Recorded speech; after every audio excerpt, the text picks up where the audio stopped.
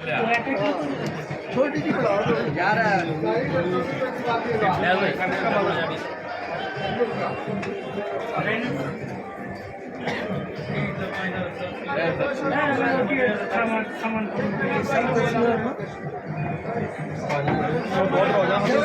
थोड़ी थोड़ी है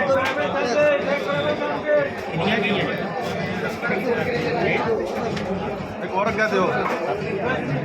रखो के रखो आ रही है दफा इतना इतना कभी ना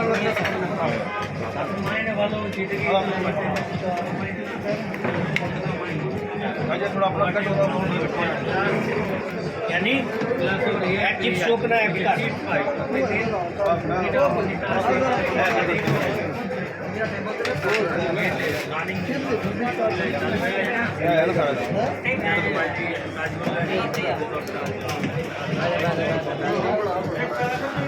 यार तो है मेरे से लीड करी जा रहे हो क्रीम